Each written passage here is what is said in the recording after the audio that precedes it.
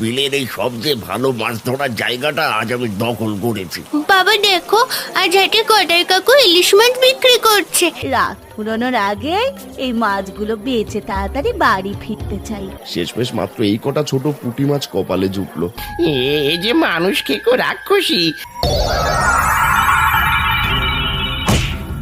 আজ থেকে বিলের পাশে মাছের হাটকে পরিত্যক্ত ঘোষণা করা হলো। একসাথে দুই গদাই।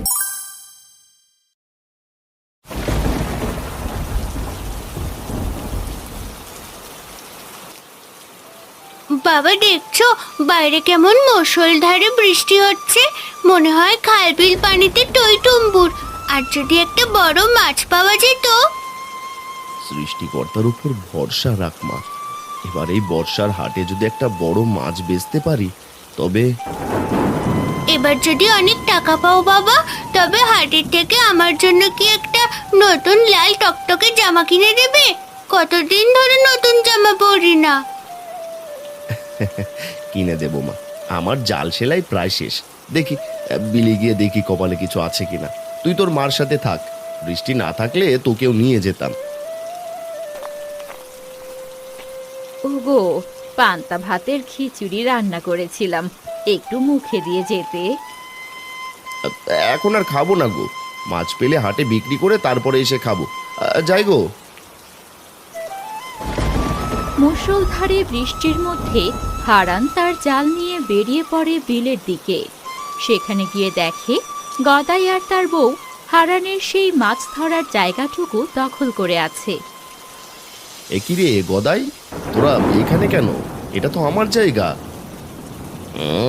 এই জায়গাটা মনে হয় কিনে নিয়েছো। তোমায় কতবার বলেছি এই ঘাটের দিকে পা দেবে না। বিলের এই সবচেয়ে ভালো মাছ ধরার জায়গাটা আজ আমি দখল করেছি। গদাই, তুই তো রোজই বিলের ভালো জায়গাটা কেড়ে নিস। আজ তিন্নির জন্য আমার বড় মাছ দরকার, দয়া করে এখান থেকে সরে যা। আরে এলেন আমার বড় ভাই মাছ ধরতে। সব বড় মাছ কি উনি একাই ধরবেন নাকি? আর জায়গা দেখেন না বুঝি? এখানেই চোখ পড়লো আপনার?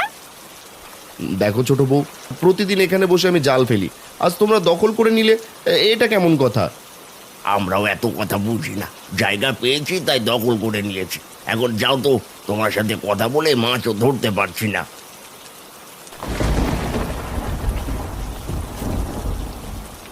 অনেকক্ষণ ধরে এই তোদের তর্ক শুনছি।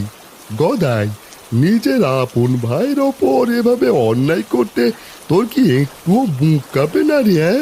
তোরা মানুষ না অন্য?